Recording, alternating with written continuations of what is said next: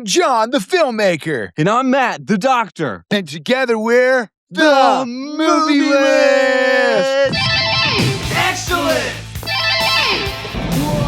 So you're not going to believe this. Bill and Ted are in the Marvel universe. They're in the MCU. Can you imagine the crossover potential? Dude.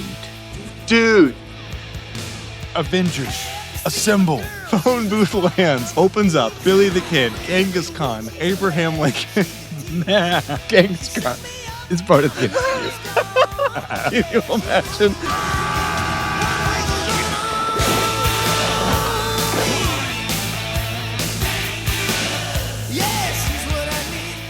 Welcome back to the Movie List, dudes and dudettes. Hope you're all being excellent to each other.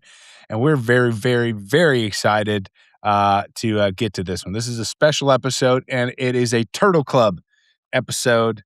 Matt gets to choose the Turtle Club episodes, at least up to now. Matt, why'd you choose this one? Well, so this one is absolutely foundational for our friendship. And kind of one of the first seeds of what the movie list is, which is just John seeing a bunch of stuff I haven't, and he's making me become more cultured over time. But that all started with a couple of these special kind of gems that sort of built the groundwork for our friendship, our inside jokes, and all the rest. And this is maybe like one of the most quintessential examples of that. So this is like the Turtle lists, or the Turtle Club list's Turtle Club list. This is one of the top ones on the list. Yeah. I'm pumped about it. This movie it's funnier every time you watch it. And, that's a special set of movies. Every time you watch it, it gets funnier in its own way. You notice jokes and details and things like that as you go. And I think the last time I watched it for this episode, maybe my favorite time watching it. Because it was just like, I almost like I got to watch the title. it. Yeah. Have we said the title? We haven't. Sometimes you got to save the title till All right, real here's what we're late. going to do, Matt. We got to go back in time and actually remember to say the title right now. Ready? Right. Bill and Ted's Excellent Adventure. Nailed it. That's the title. And it was on theme too. So if you guys don't know what we're talking about with Turtle Club, it comes from our first episode of the movie list, which is Master Disguise. That was a foundational movie as well as this one. Are you a member of the Turtle Club? Not exactly, but am I not turtly enough for the Turtle Club? Is he okay? If you guys want to be turtly enough for the Turtle Club, that door might actually be opening soon. That very exclusive door. We're going to be opening up a Patreon or something like that pretty soon. We've had a lot of people asking, how they can get involved, how they can support the channel, how they can maybe throw in their picks on what they want to watch. I've heard some Westerns thrown out. I've heard some interesting picks that they want to see us talk about. So if that's something you guys are interested in, stay tuned. Make sure to follow us on, Instagram, Facebook, TikTok, everywhere, so we can keep you up to date. We'll also be putting out a YouTube community post on when we're going to launch the Turtle Club. Hopefully we don't get sued by Fox or whoever that studio is. But we're going to launch our own Turtle Club that you guys can be a part of. You can help us pick the movies coming up, the special picks that aren't on the official movie list, maybe which movies to do next. We'll have a Discord channel where you can chat with us, as well as some bonus content. We see these interviews that we do with the filmmakers, with the crew behind the scenes. We did one with Tom Curley, an Oscar-winning sound mixer a few weeks ago. We get clips. You guys see the clips. We're going to be releasing the full uncut version of that so you can hear from these industry professionals directly. The more content, the more we might have some bonus feature content that's movie list plus adjacent that we'll be releasing to you guys. So a lot of fun stuff. And mostly you can help support the movie list. A lot of work goes into this and a lot of love. And so, we just want to build a strong community and keep making these strong. And we can just be excellent to each other that way, and you guys can finally be turtly enough for the Turtle Club. We really do get a lot of great suggestions, and every time we see one pop up in the comment section, we're like, that's a great thing to add to the list. Definitely. But we're trying to find a way to make it work, and We love that you guys are suggesting content to us, and we want to make that a reality. So join up, become turtly enough. All right, so if you've never seen this movie, watch it. If you need a little refresher, here we go. Let's get into it. Bill and Ted's Excellent Adventure follows two lovable slackers, Bill S. Preston Esquire and Ted Theodore Logan, Wild Stallion! who are about to fail history and ruin their band's future until a time traveler named Rufus gives them a phone booth that can travel through time. Strange things are afoot at the Circle K. To save their grade, they collect historical figures like Socrates, Napoleon, Joan of Arc, Beethoven, Billy the Kid, and Abraham Lincoln for the most chaotic history presentation ever. Party on, dude! Accidentally proving that their friendship, their music, and their stupidity may be the key to saving the future. So, fun movie. John, what have you got for us today? So I think that this movie was perfectly representative of the, late 80s, early 90s in that it was fun, it was rock and roll, it was Time Machine, which was like pretty trendy around that time. In fact, the original script for this, the time traveling like apparatus that they were using was supposed to be a 1969 Chevy van, right? And they thought that was too close to the DeLorean, so they scrapped it for the phone booth, which is ironic because probably the most famous time travel show ever is a time traveling phone booth. Right. They truly had no idea. It was like a happy accident. This isn't like nowadays where we have access to BBC and stuff. We can watch British shows. Right. Across the pond was Doctor Who, invisible. by the way, is what he's talking Doctor about. Who is the show, yes. For you non-nerds out there, it is Doctor Who. And so British television was pretty much invisible to America. And so the writers truly had no idea. It was just a happy little accident that happened. But obviously, these time travel things, it's so fun to talk about the science of it. And one of the famous fallacies or paradoxes is the causal loop, right? Sometimes it's called the bootstrap paradox. And so basically, to explain that, it's event A causes event B causes event C, and then event C comes back because of time travel and causes event A, which is a paradox. It doesn't make sense, right? So it's like if we memorized Bill and Ted's Excellent Adventure, wrote the screenplay out, go back in time to give it to the writers of Bill and Ted's and say, here you go, you got to make this movie. And they go and make it. And then years later, we write the script, right? Like who actually wrote it in that situation, right? So like the genius of this movie is that it plays that throughout the movie in kind of a subtle way where I don't think you're even realizing, like we're missing the joke as the audience, right? We think Bill and Ted are just idiots. And they're actually kind of genius. Like they understand this at a level that we actually don't. Maybe that's why they're the great ones, right? So they're the excellent ones. So at the very beginning scene in the garage, Wild Stallions! here's their logic. We got to be a great band. And in order to be a great band, we need Eddie Van Halen.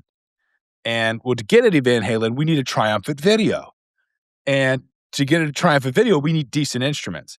But we don't know how to play the instruments that we already have, which is why we need Eddie Van Halen, which is why we need a great video. So you can see basically this causal loop is at play there. But this paradox really comes into play when the phone booth lands and you meet Rufus for the first time, right? And future Bill and Ted step out and say, Listen to this dude, Rufus. He knows what he's talking about. Right. except at no point did Rufus introduce himself to them. At no point in the movie does he say, hi, my name's Rufus. The only way they know that his name is Rufus is because future Bill and Ted said, trust this guy, Rufus. So at what point did they actually originally learn the information that his name is Rufus? I never noticed that. And then later, at the end of the movie, obviously they got to break all these historical figures out of jail. And so they're really just playing with the causal loop now as just a tool for them. They're like, we got to break these guys out. We need your dad's keys. Only we could go back in time to when he had them and steal them then. Well, why can't we? Ted, good thinking, dude. After the report, we'll time travel back to 2 days ago, steal your dad's keys, and leave them here. Where? I don't know. How about behind that sign? See? Whoa, yeah! They break the historical figures out, and then the dad's chasing them down, trying to stop them. And he's like, remember a trash can. And the trash can just, which that doesn't make any sense at all. So, I mean, the police station with that, with, them leaving the tape recorder, the Eddie Van Halen loop, I think it's just applied to reality that this movie is a masterpiece of setup, payoff, and the whole causal loop. Right. And like the dad's keys are missing the whole movie. Yeah. So like it obviously had already begun. Exactly. I mean? At the beginning of the movie, the causal loop is actually set up. It's already in play. For the end, which is why we've watched this 100 times, because we're stuck in our own causal loop. This movie, you don't just watch it once. You can watch it over and over and over again. It's a wheel that just keeps spinning forever, and it's fun every time. Agreed. Maybe even more fun every time. Literally. I researched a lot for this because, I've watched this movie so many times over the years. Right. But I've never looked into it. You know what I mean? And this rabbit hole goes pretty deep, John. So I'm excited. I'm pumped about this because I think I know something about this that you don't know. All right. And that never happens. It's true. So you're not going to believe this. Oh, gosh. But Bill and Ted, after its success, it had a bunch of spinoffs, which I'm sure you already know that part. Mm-hmm. It had a TV show. It had a video game. It had a cartoon. It had a breakfast cereal. But one of the spinoffs was a comic book called Bill and Ted's Excellent Comic Book. Okay. And you know who made that comic book? Marvel. Whoa. It is a Marvel comic book. So, which means Bill and Ted are in the Marvel universe. They're canonically. in the MCU. They're in the MCU. They should be. Can you imagine the crossover potential? Dude. Maybe Thanos just needed to hear, be excellent to each other. Be excellent to each other. Fine. And problem solved. Can you imagine a Deadpool, Wolverine, Bill and Ted? Oh, and probably Death? Station crossover? Station Death. Don't overlook my butt. Reaping burns a lot of calories. Just Avengers, assemble, right? All the freaking Doctor Strange loops start coming through. The freaking phone booth lands. Phone booth. Avengers!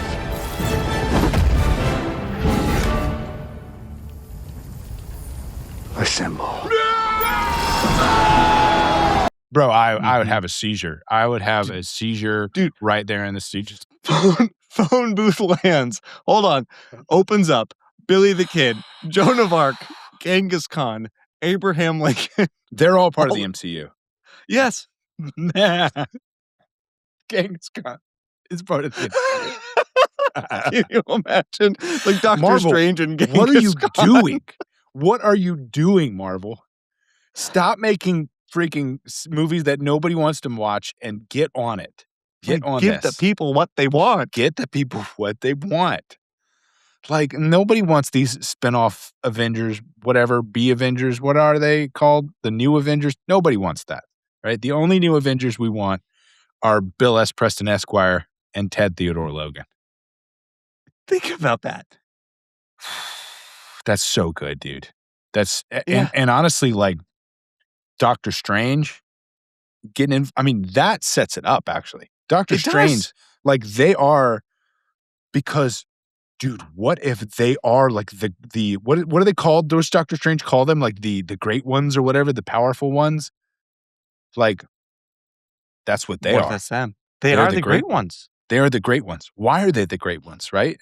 That's never explained in any of them. Even the new Bill and Ted's, All Grown Up or whatever it was called. I forgot when that one was called. But old Bill and Ted, right, with daughters. But it never explains why they're the great ones, does it? Or maybe I'm forgetting. I mean, we know that their music Rufus kind Yeah. of explains it at the beginning that their music Okay. sort of developed the future and blah, blah, blah. But Sure. that it also makes a fun point that, like, there is a Marvel universe where in the year 2688, 26, yeah. the world is based on Bill and Ted.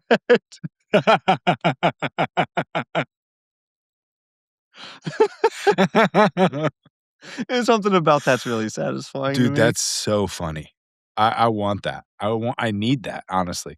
They could literally, because of the causal loop, time travel is introduced, right? Mhm. And we've established in all of these reboots that once time travel is introduced, anything flies. So they literally could have Bill and Ted, just like they did in this one, right? So in Excellent Adventure, they go back at the Genghis Khan, Napoleon, Joan of Arc, right? Bogus Journey, spoiler alert, guys, we'll do that soon. They go to hell, they go to heaven. It's like a Dante's Inferno type thing, right? In the spiritual realm. Bill and Ted's freaking Marvel cinematic adventure. Right. They I go mean, back to it's Iron Man in his suit.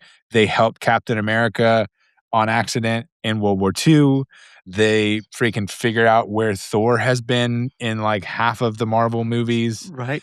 They help Black Widow design a sexy karate suit for the babes. She's the babes. I mean, the literally the opportunities are endless. I mean, can you imagine like the Guardians of the Galaxy teaming up with Bill, Ted, Station, and Death? Don't tease me. Don't tease me. To fight the evil robot usses. Oh my gosh. I need it. I It'd be needs the it. best thing ever. I needs it. While I agree that in time our band will be most triumphant, the truth is, Wild Stallions will never be a super band until we have Eddie Van Halen on guitar. So you mentioned that, Bill and Ted are trying to get Eddie Van Halen to play guitar with them. Right. And it never even crossed my mind, but I watched it this time with my wife, who is a musician, and she said, hold on, pause the movie. So this is two guys in a band who both play guitar, trying to get a third guy to come play guitar for them. With no other instruments. I was like, I never thought about that this whole time. I've watched this movie, dozens of times over decades. There's Never literally thought no- about the they fact don't that have it's a drummer. three guitarists. They don't have a bass player. They just need a third guitar. All right, I take back everything I said. These guys are stupid. They're both. That's the thing. They're Yeah. both. It's like they're dumb guys, but their vocabularies are absolutely top of the line. They're great. And, They're like, totally excellent. Has anybody done that before? Where you had like these bros who are like morons, but they talk like philosophers and like the language that they use? I mean, I don't know if that would be proper English or not. In fact, Alex Winter, who plays Bill, said that after he made this movie, he got two types of letters from teachers specifically. One from history teachers thanking him for getting their students excited about history, and one from English teachers berating him for basically ruining the English of their students who wanted to talk like Bill and Ted. Most triumphant. Most triumphant. That's Very great. heinous. And if you guys aren't familiar with like the background of Bill and Ted, so the Bill and Ted story actually started like way back in the late 70s with the writers Ed Solomon and Chris Matheson, who met at UCLA, were in a comedy troupe together, and they created these characters, Bill and Ted, and there was another one, Bob, apparently, who joined them, and their whole idea was we're gonna do idiots, basically, like these like young doofuses who don't know anything about current events, sitting around trying to talk about current events.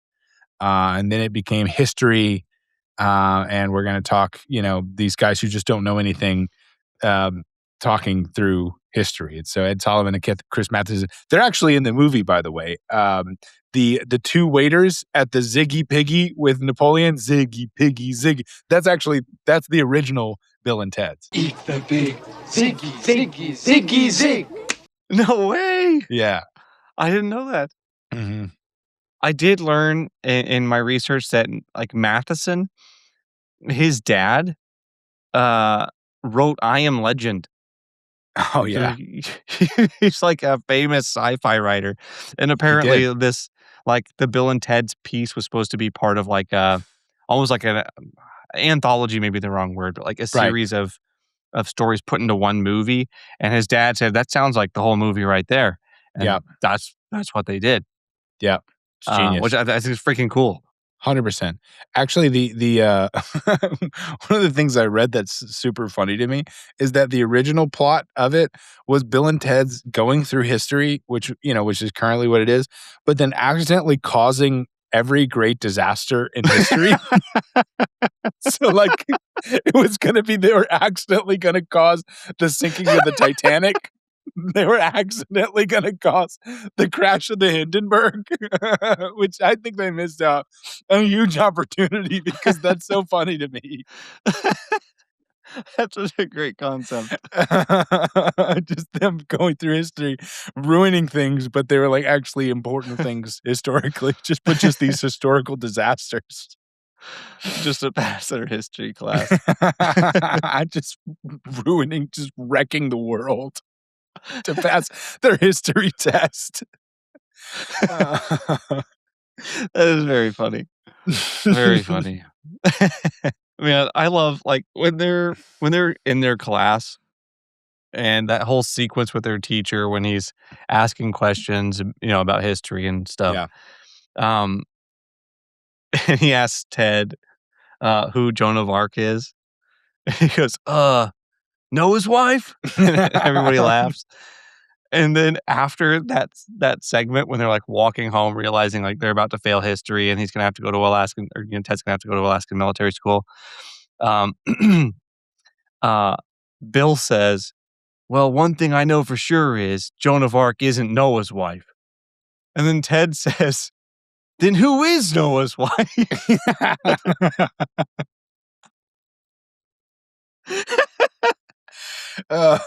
Just totally a swing and a miss about the whole point of the whole thing. It's so good.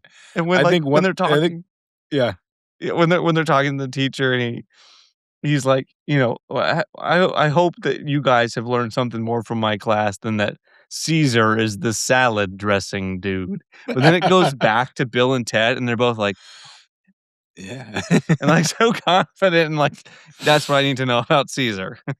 That's so funny. Did you notice on the blackboard, all the historical names written were basically all the people that they go back and get. So it's Socrates and Genghis Khan and Joan of Arc, and it's a map for the movie Causal Loop. There you go.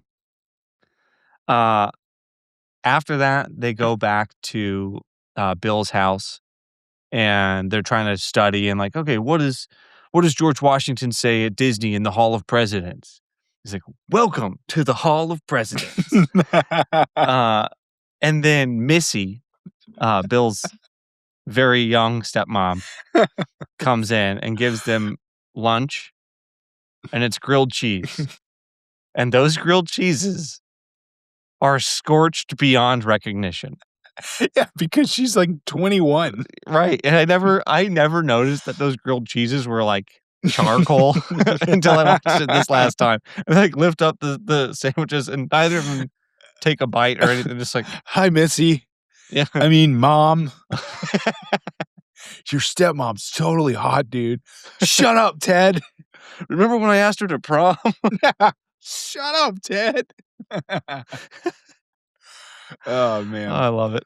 I don't think we're going to find the pictures, but just so you guys know, like this goes way back to 7th grade. Matt and I were in a band together. We've talked about that on the podcast, but if you haven't heard that before, Matt and I were in a band together. It was called Sword Pie. It comes from a Simpsons episode. And we totally idolized Bill and Ted. We actually have, I don't think we know where this picture is, but somewhere there's a picture of us dressed as Bill and Ted. These guys were our heroes growing up in 7th, 8th grade.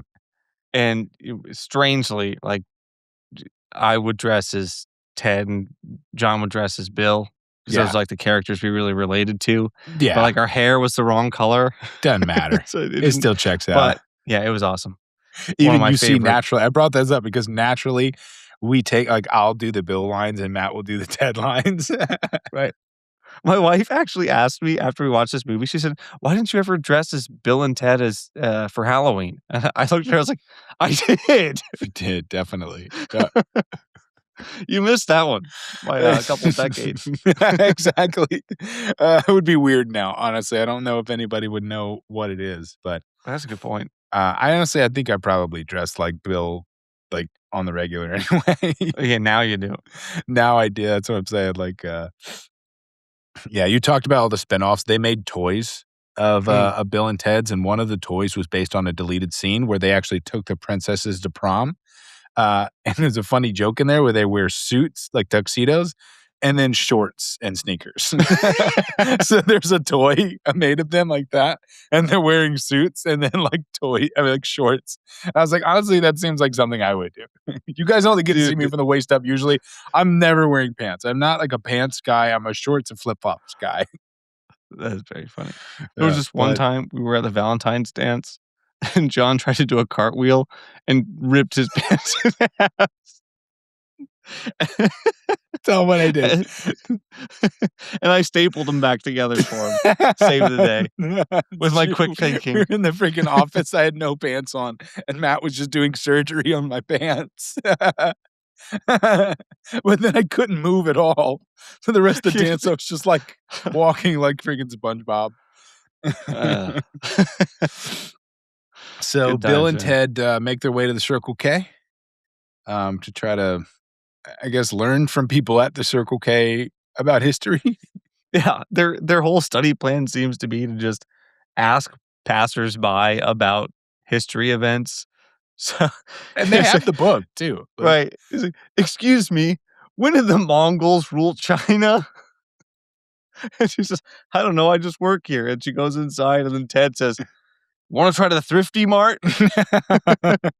They're just going to go from convenience store to convenience store, asking random people about specific events in history. That's so good. I love it. So the phone booth lands, and Rufus, who we mentioned before, played by the way, legendary George Carlin, legendary comedian. If you guys don't know, you have some younger people, just go YouTube George Carlin. Get caught up. The dude is the comedian, in my opinion. He's the original stand-up comedian. I think he laid the foundation for the art form. But they had some interesting choices. He was not the first choice. Actually, they started production on this movie before they even casted the role of Rufus. Originally, they wanted it to be Eddie Van Halen. They wanted him to be the Rufus role, and they couldn't afford him. And so it went to all kinds of weird places. They offered it to Sean Connery. That would have been a different movie. That would have been a weird movie. They offered it to Ringo Starr, which also would have been a little strange. But it ended up home with George Carlin, which was honestly just it was the perfect choice. He's just so cool. Right. I don't know what it is about him. He's just effortlessly cool. Oh, he did like a comedian who's smart, I think, better than anybody. Yeah. Especially for his time. Yeah. I didn't have any clue who he was when I watched these movies the first time. Yeah. Not a clue. I was like, all right, never seen this actor before. Not realizing like he's a legend of comedy. Yeah. We were like 12 when we saw this, and so I think that's okay. Like, obviously he's also rather vulgar comic. Yeah, and YouTube, I don't think YouTube like existed then, or maybe it just come out, and so like where were we going to see George Carlin? You think we were going to like comedy clubs in the late 90s? Right, as 12-year-olds, and this guy is again not a clean comic. No. So, obviously I didn't know who he was. Yeah, but one of my favorite lines when they're at that, there are scenes in this movie that I think about all the time. Like anytime I see something in my life, it will flash in my head. And so every time I see a Circle K for the last 20 years, I think there are strange things afoot at the Circle K. Bill, what? Strange things are afoot at the Circle K. I thought that every time I've seen a Circle K for 20 years. For me, that scene, it's easy. And anytime anyone says this, if they're like, I'm thinking of a number 1 to 10, I still think, If you guys are really us, what number are we thinking of? 69, dudes! 69, dude. I can't help but say Whoa. Whoa. I love that they don't talk to each other about it first. On No, either they side. know. They just know. All 4 of them. All 4 of them know. 69, dudes. Yeah. It's so perfect. And back when we were 12, we were like, I wonder how they do that. 69. Wow, that's a cool number. Brace yourselves, amigos.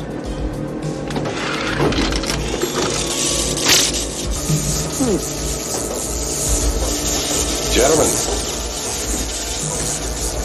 we're history. So they get into the magical Doctor Who phone booth. And then the first place they go is to Napoleon, to France. Austria. Austria, sorry. Austria, yeah. Austria. Oh, Austria. G'day, mate.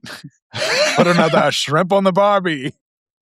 Beautiful. Yeah, it's Austria being invaded by France. That makes sense. Yeah. Which this is an interesting fact I found. When it cuts to the war that Napoleon's doing, like this epic war scene that was actually from War and Peace from like 1957, which won an Oscar, or for at least for best directing. I think a few others. So it's Audrey Hepburn and Henry Fonda, War and Peace, and the fact that they're using that in Bill and Ted's Excellent Adventure is so perfect to me. But if I can just kind of go down a rabbit hole on my favorite character of the movie. My favorite character in Bill and Ted's is Napoleon. Napoleon is so funny to me, especially like he has his own side quest story that I think is just hilarious. So obviously once they kidnap Napoleon, they take him home and they leave him with his little brother Deacon. You kind of watch Napoleon, Deacon. He's like 11 or 12. And like, Deacon, you kind of watch this great European general. And the stuff that Deacon takes him to do. They take him to get ice cream at the Ziggy Piggy, which he's really into. He aggressively fights that girl for the last bite of ice cream. Dude, that's another one I think about all the time. Anytime I'm like trying to do something, like if I'm ever eating out of the same dish, I always think, king! Like block their spoon with my spoon. Give him a death stare. Yeah. And then they take him to the bowling alley, and where he's obviously losing, and he just secretly tries to change the score by 100. By 100. And then, of course, at the end, they take him to the water park, which of course is named Waterloo. It couldn't be named anything else. The famous Battle of Waterloo that really made Napoleon a household name. Point of order. He goes there himself. Yeah. He snuck in with a lady with 11 children, if you'll recall. That's true. He was about their size, too. Yeah, because Deacon bailed on him. Mm-hmm. Which is also like a really sad scene because Napoleon he gets kicked out of the bowling alley. He walks outside and he's a general. Like the most powerful man in the world at the time, and now he's just standing outside of a bowling alley, you do abandoned feel by bad a 12-year-old. And then his journey comes full circle at the very end when they're giving their big, presentation, and has this risk board out, and he's showing his water slide tactic. Water slide. Right, and then Ted goes, "I don't know, dude. I don't think it's gonna work." The funny thing about that, the exact layout that he set up was Napoleon's campaign in Russia, which was a huge disaster. So Ted was actually right. It was not going to work. And so, I don't know, man. The Napoleon joke in this movie is just perfect to me. It's a great one. Also, his white unitard that he wears to the How did he get that? Instantly becomes transparent. In Waterloo, it's just so perfect. Right when they show up, and Napoleon's dangling out of that tree, Yeah. and they bring him inside and give him to Deacon. They go back outside, and they get in their time machine and zip off somewhere else. And Ted's dad walks outside right at that moment. And the time machine zips away, and then he turns around and he looks and he sees there's a square of lightning on the ground. Yeah. Just like zapping all around. And he just goes,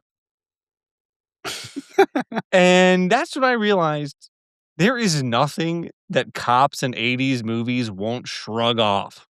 Hmm. You know what I mean? That's a good point. Especially think about lightning involved things. In a perfect square in your front yard, and you're just on your way. You don't investigate that immediately? Nope, not important. Anyways, I'm sure we can Seems find like another a fire example of that. hazard, but I would say a fire hazard at the very least. so their But- first stop, I believe, is in the Old West with Billy Kid. Yes. After Napoleon, it's Billy the Kid.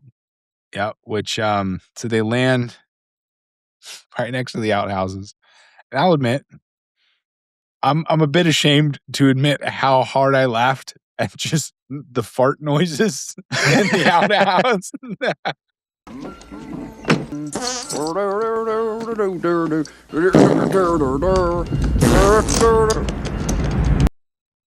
They're good fart noises. And there's so many of them. There's like 3 farts, and they're all different. And that, I don't know, something about this time around that got me. That's funny. I think it's putting me back into being a 13-year-old boy. Man, I love that. Like, they land there, they go inside the saloon, they ask for a couple of beers. The guy doesn't ask him for money, which I think is interesting. But then they go, well, he didn't even card us. And then Bill says, yeah, we'll have to remember this place. The Old West. Which is phenomenal. And then one of my, like, in this section of the movie, maybe in the whole movie, the line that like jumps into my head more than any other line in this movie is, Look, we're totally weak. We can't possibly fight. I think about that line once a week. Because, you know, they get involved with Billy the Kid. He Yeah, they're cheats playing in the poker. card game. And then they get surrounded by this mob Whoa, of angry 3 people. aces. And the guy's like, yeah, Billy, you cheating us? He's like, me? Mr. the Kid. Yeah, Mr. the Kid. And then another great scene there is like they ram him through the wall, and there's like all those ladies on the other side who like wave at them. Yeah. And then Billy the Kid's like pulls him out and it's like, we gotta get out of here. And Bill runs off. And then Ted puts his head back through the hole. I didn't catch that.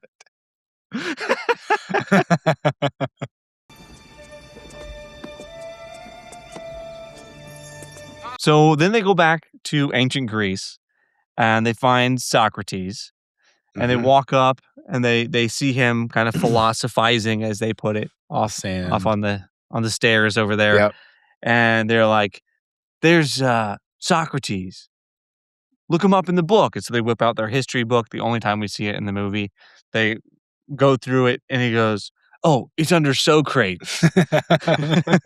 They flip to him and then, like, in order to be wise, you first have to realize that you know nothing. And they look at each other and they're like, that's us. Freaking fantastic. It's such They a go good talk line. to him, capture Socrates, go back to The medieval line, times. I love the line they give Socrates when he's like, come on, Ted, philosophize with him. And he says, all we are is dust in the wind, which is a Kansas lyric. You know, dust in the wind, all we are is. And then that like rings a bell like with Socrates, which he was like, oh, yes, such are the sands that fall through the, what is it? He says, as sand in the hourglass, so are the days of our lives. So are the days of our lives, which is funny because I was like, isn't that a Socrates thing? I looked it up. That quote is at the beginning of every episode of the soap opera Days of Our Lives. Days of Our Lives, of course. And Amy Stoke, who is Missy, was on that show for like 8 years. Oh my God. and including during and before this. So I think it was kind of like it was nod. kind of a nod to her that Socrates says the line at the beginning of Days of Our Lives, but it was not That a is right. Socrates line. It was just whoever wrote Days of Our Lives. Yeah, then they go back to medieval times, and this is a line that I never noticed before, but this time around, I thought was so great. So they get out of the time machine, and they're about to let Billy the Kid watch Socrates in the time machine. And Bill says, Billy, you're dealing with the oddity of time travel with the greatest of ease.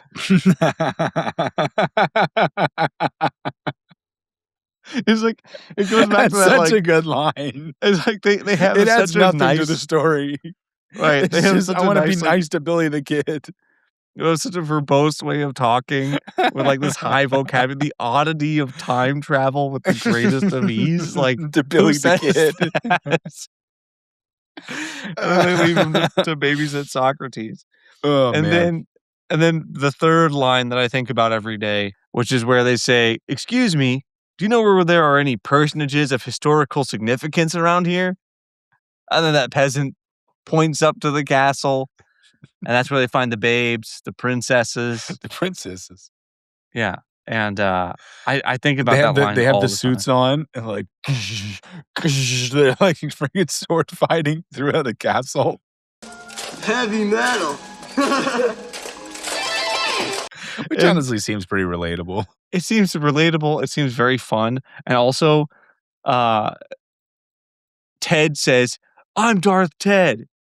And then Bill says, "Well, I'm Luke Bill," which I never noticed until this watch Not through. Bill Skywalker. Right. I'm Luke Bill. Luke Bill.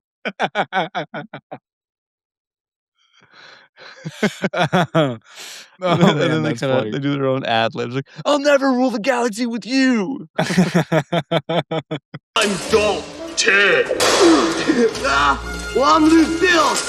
And you're not my father. So they're getting chased by these knights, I guess. He thinks I never understood that scene where Ted falls down the stairs and he gets stabbed. And he's like, I fell out of the suit? What? Yeah. Yeah. How did that happen? I will just, I hate to jump the gun, but that's my oh yeah right for the movie. Okay. So he's in a full suit of armor. Not easy to get into. Yeah. Falls down the stairs. Mm-hmm. Right? Right after that. Yeah. Gets stabbed through the heart. Surprise, he says he fell out of the suit of armor when it hit Fell the out. And ground. where did he go? It happened to kept rolling. fall off of his body in the perfect shape of him. And then just rolled to safety. He just kept got out of there. Yeah. That's is it one of the most just egregious, like, you know? Yep. But I don't care. I don't care because I love it so either. much. I don't either. They get chased down by those guys. He hits him over the bone like a bonehead. He's like, put them in the Iron Maiden. He's like, yeah, Excellent. but they get chased Execute them. down. Execute them. And right as the phone booth is going down, somebody swings, seemingly cracking one of the antennas. Yeah, this is the first time I noticed that. Oh, really? That the antenna was broken by the knight. Ah. I was just like, oh, I wonder how that happened. Yep. I never realized it was the knight who hit it. And then after that, like, they're starting to get so many people, and they don't take anybody from the medieval times. I just realized. They were probably trying to get the babes. They were trying to get the babes, but they didn't. Yeah. No. Also, I did notice, a side note, Socrates and Billy the Kid wound up being the executioners. I don't know how that happened. They don't explain that. Why is Socrates like so helpful? He is so helpful with them. He is immediately like their sidekick. Can't communicate at all. He doesn't know what's going on. He doesn't know what's happening, but he is just so he's so keen to help. Which honestly, Socrates, I appreciate that about you. Way to go, dude. Sorry about the whole corrupting the youth thing.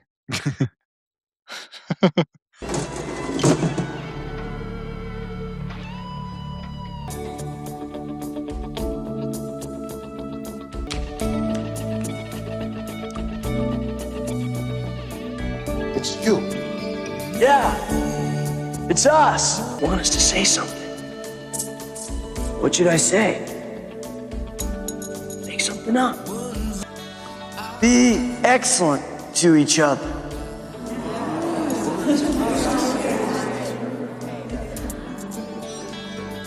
Party on, dudes! Good one, dude. All right, so they visit the future. They meet those guys, where you see that, they give the final speech of be excellent to each other. Party on, dudes. Is it party on? Did I say that wrong? Yeah, that's Or is right. that Yeah, it's Wayne's party on. World? I think All it's right. party on, dudes. All It's right, be excellent to each other and party on, dudes. They go and steal Freud. They steal Joan of Arc. They steal Genghis Khan, Abraham Lincoln. They drop in on Beethoven. I did love that when they dropped in on Beethoven, it's making all this like lightning noise and he's playing piano and he just does not notice it at all because Right. he's deaf, obviously. And so he doesn't know anything's going on until they just come snag him. Yeah, that guy is focused, dude. He is focused. And he also doesn't change posture. He just keeps playing until he gets taken away. And he's Apparently that's what happens when you're deaf. Even if someone picks you up, you just don't know. You don't know that it's happening. No, but also if you look at the light flashing, it's clearly on his face. Right. He would have noticed that, But I think it's just he's so in the zone, it has to be it. Yeah. And then they bring in Genghis Khan with him. And so this is a fun one. Genghis Khan is played by an actor named Al Leong, who has been in some other big 80s movies. He was one of the bad guys in Die Hard. He was also on the movie list. Genghis Khan was the torture guy in Lethal Weapon. He was the guy with the sponge who just gave up. That was Genghis Khan. Yeah. Sorry, man. I'm already on overtime. I got to get to my next appointment. I don't know, dude. He's not giving up. Can't help you. Freaking Genghis Khan. Dude, as soon as you said he was already on the movie list, I knew exactly. I had to get to it quick. If you guys haven't seen that episode, go back and check out Lethal Weapon. It's a fun one, especially if you like 80s movies. You'll have a lot of fun with that one. My favorite joke in this entire movie, without a doubt, is when they land in Bill's backyard and Missy's out there tending the garden and they open up their phone booth. I'm already laughing. And they've got all these people in there and they're trying to bring them out and they're trying to play it off for some reason, real nonchalant, nothing unusual is going on here. And so Missy's watering their garden and they say, so, Missy, we'd like for you to meet some of our friends. This is Dave Beethoven? Maxine of Arc, Herman the Kid, Bob Genghis Khan, Socrates Johnson, Dennis Freud, and Abraham Lincoln. Well, it's nice to meet you all. I think Bob Genghis Khan's my favorite. Bob Genghis Khan is my favorite too. Bob Genghis Khan, they didn't even try. My second favorite is Socrates Johnson. The fact that Missy was just fine with it. She's like, oh, hi, guys. All right. She was like, but you guys are not leaving until you clean the house. Yeah, so they finish your chores. The greatest historical, just montage in history of these characters cleaning their house. You have Joan of Arc cleaning windows. Freaking Genghis Khan's cleaning toilets. And using the toilet brush to brush his hair. Well, man, that also, what a crazy freaking list of chores, by the way. Yeah, it's wild. That take days to do that by yourself. Anyway, they knocked it out. Thank you. They have all their teams. So, so they do. Obviously, the whole point of this, we shouldn't hit this at the top, but the whole point of them collecting these characters is they got to take them around San Dimas to show them what the town is like. So fun fact the town of San Dimas, even though it was a fictional place at the time, it actually ended up like incorporating a town called San Dimas in California, and they actually made their town motto "An excellent adventure." I love that. Yeah, so it'd be a good place to live. No doubt. I mean, it'd be the best place to be. Literally an excellent place. It'd And be the best so time to be. they go to the mall and just let these guys run free, right? Because it's the late 80s. Like, if you're gonna like show anybody America in the late 80s, it was a mall. Like, you 90s and 80s kids, you guys know malls are like sad and depressing now, but like back in the day, dude, malls were where it's at. Like, malls were just the epicenter of culture, and so Right. they get to see this. All of them get to see this. And, I do like about them all that every one of the kind of side characters, the historical figures, get to kind of shine a little bit, especially Genghis Khan and baseball bat? Beethoven. And Yeah, Joan of dude, Arc. Genghis Khan goes wild. Joan of Arc has like the dancing class. Yeah. And one of my favorite like moments in this little sequence is where Beethoven goes to the music store and the guy sitting next to him asks him, "Are you a musician?" And Beethoven just kind of slowly is like, it's just something about it is just so great. And then he just starts playing all these different keyboards at the same time. I love it. I love the all the Freud stuff was funny to me because like I noticed some stuff. Obviously, there were like jokes. I watched this as a kid. We talked about this earlier. I watched this as a kid and didn't get some of the jokes. So the Freud jokes I got this time around, like Socrates and Billy the Kid are like hitting on these two girls, and Freud walks up, and he's got the corn dog, right? And it is an erect corn dog at this point, which is it is very Freudian in its phallic shape. And then he starts talking to the girls, and then he's like, "Oh, I see you have a laughing fit."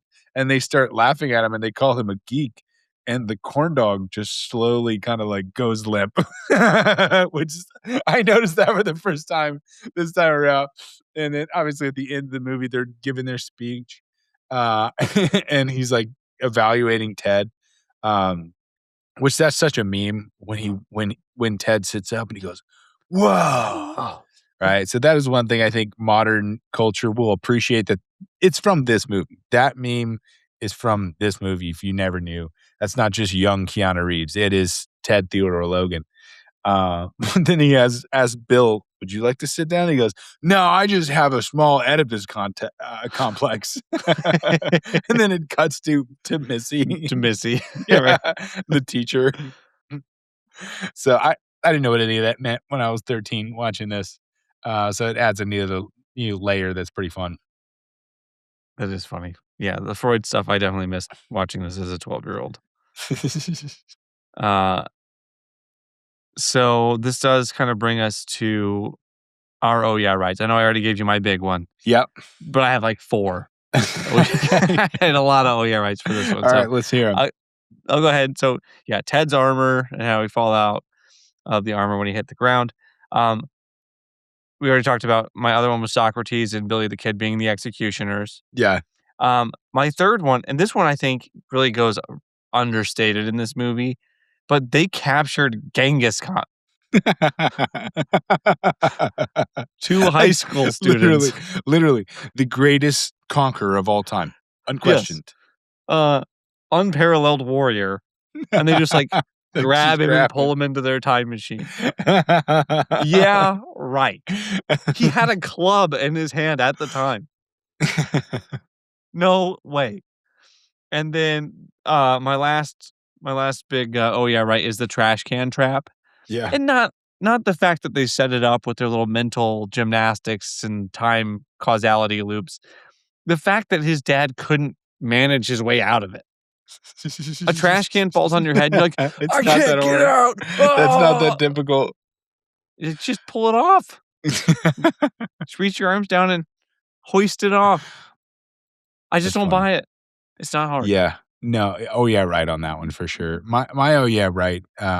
going back to my main man, Napoleon, they go in there in Austria, as we've established. G'day, mate. And then he sees them, and he's next to the cannon, and I think he has like a scope or something, but he sees them from afar, and he says, blow them up with his cannon.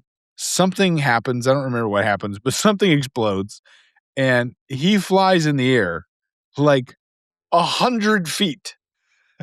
Way more than 100 feet. Like so many feet. He would be dead.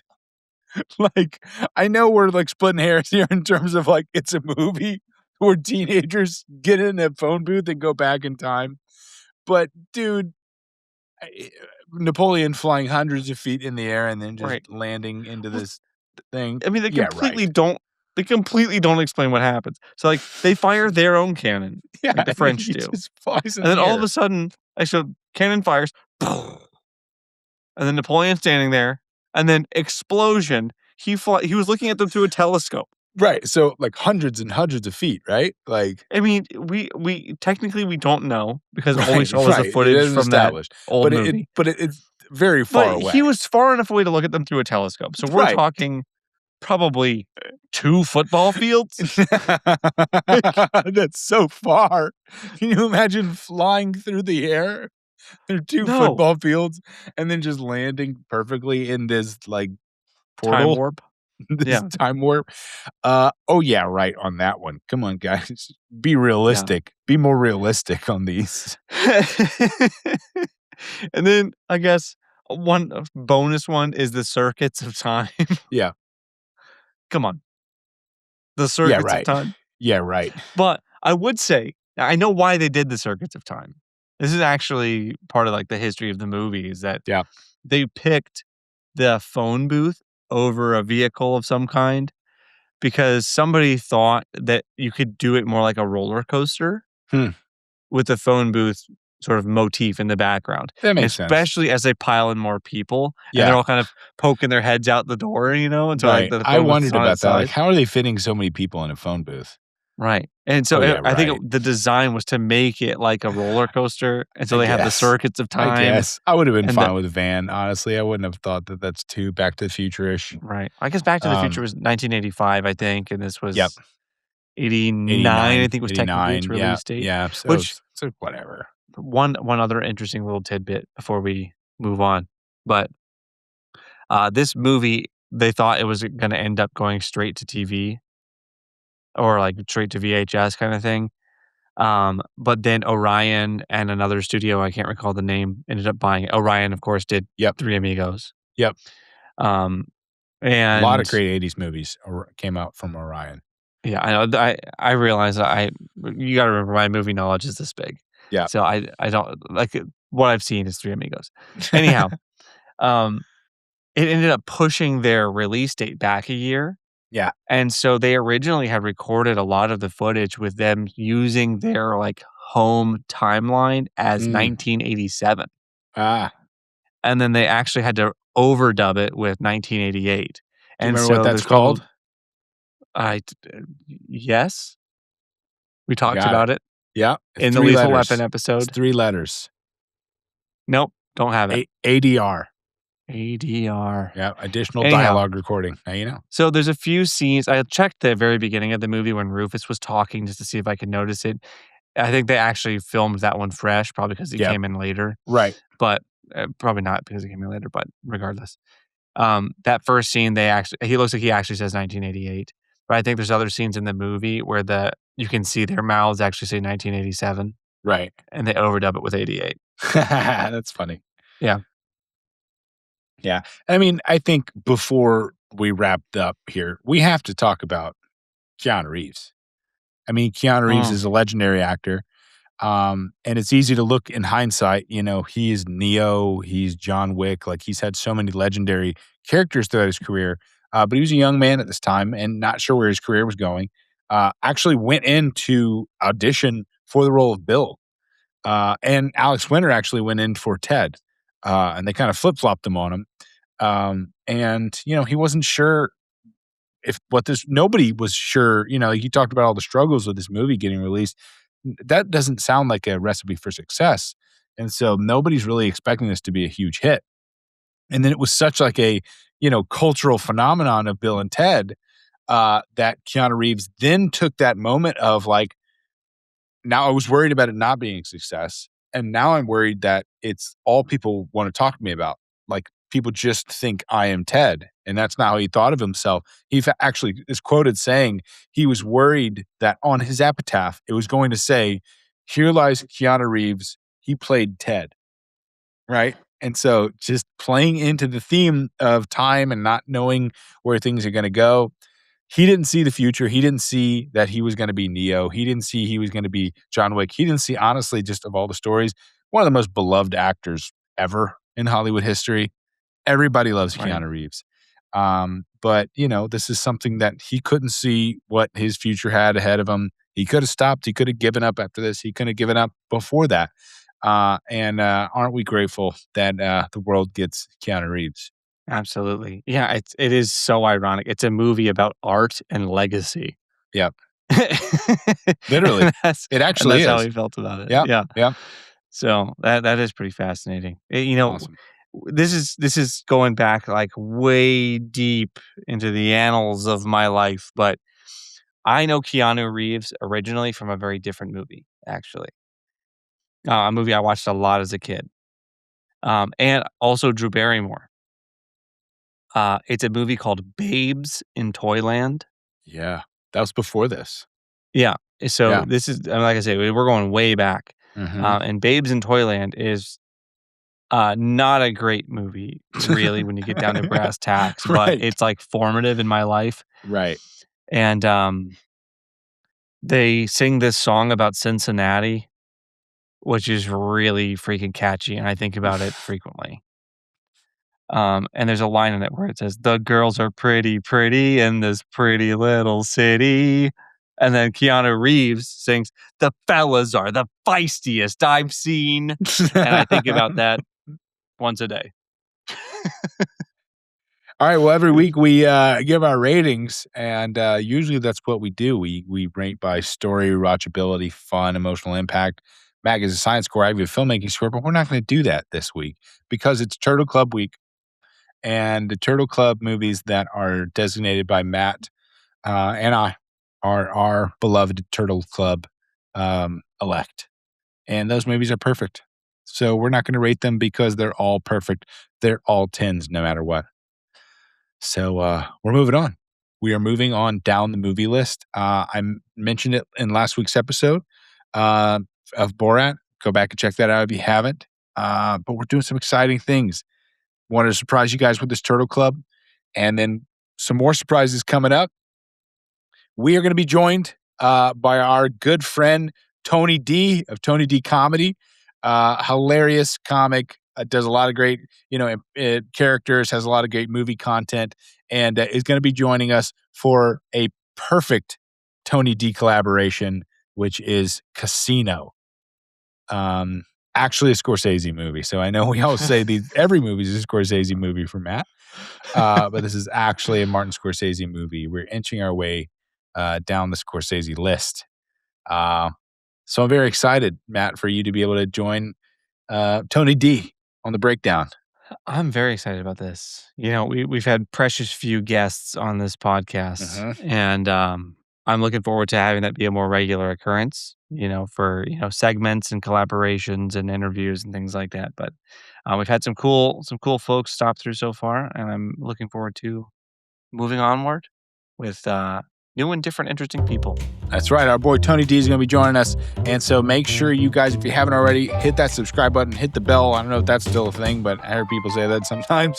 And most importantly, just keep coming back here week after week, watching movies with us, talking movies with us, making our way down the movie list. We'll see you next time, guys. See ya.